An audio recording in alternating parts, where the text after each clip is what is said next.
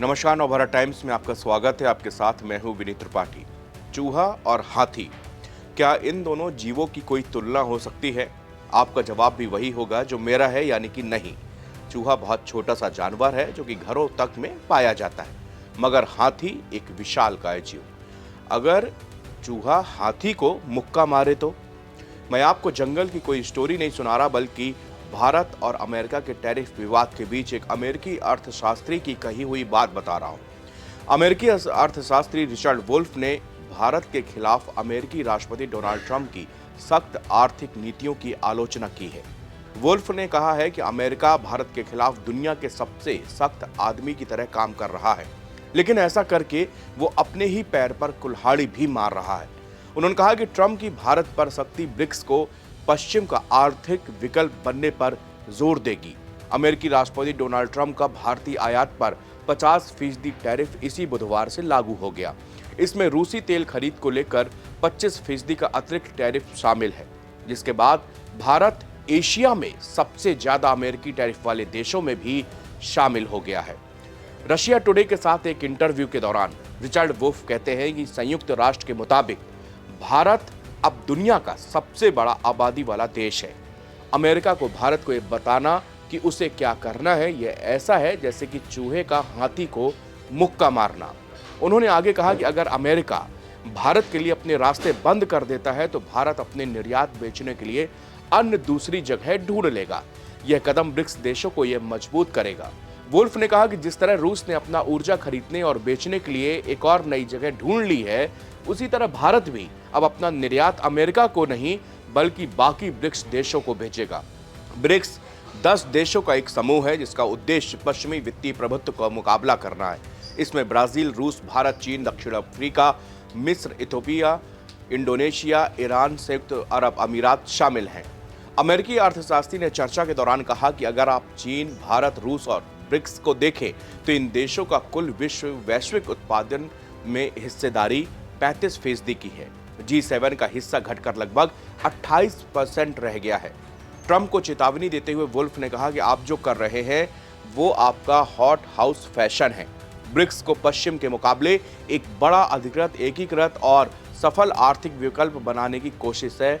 इसकी हम एक ये ऐतिहासिक क्षण के रूप में इसको हम देख रहे हैं। भारतीय अर्थशास्त्री और भारतीय रिजर्व बैंक RBI के पूर्व गवर्नर रघुराम राजन ने अमेरिका के टैरिफ पर भी अपनी राय रखी है। उन्होंने अमेरिकी राष्ट्रपति डोनाल्ड ट्रंप के 50% टैरिफ को भारत के लिए एक वेकअप कॉल की तरह बताया। उनके मुताबिक यह भारत को सिर्फ एक ट्रेड पार्टनर पर निर्भरता घटाने के संकेत दे रहा है। राजन ने कहा कि व्यापार, वित्त और निवेश को हथियार बनाया गया है। भारत को रूसी तेल आयात पर अपनी नीति का आकलन करना चाहिए। उसे यह भी पता लगाना चाहिए कि इससे किसे फायदा होता है और किसे इससे नुकसान हो रहा है। राजन को लगता है कि भारत अमेरिका संबंधों में गिरावट एक झटका है। टैरिफ से छोटे निर्यातकों को नुकसान होगा। Raghuram Rajan India today television को दिए एक इंटरव्यू में कहा कि यह एक आपके लिए वेकअप कॉल है। हमें किसी एक देश पर बहुत ज्यादा निर्भर नहीं होना चाहिए। पूर्व यूरोप, अफ्रीका की ओर हमें देखने की इस समय सख्त आवश्यकता है। अमेरिका के साथ भी बने रहना चाहिए। हमें ऐसे सुधार करने होंगे जो हमारे युवाओं को रोजगार देने के लिए जरूरी हों और 8 से 8.5% तक विकास दर हासिल करने में मदद करें। राजन ने कहा कि भारत को रूसी तेल आयात पर अपनी नीति का आकलन करना होगा। उसे पता लगाना चाहिए कि किसे फायदा और इससे किसे नुकसान होता है।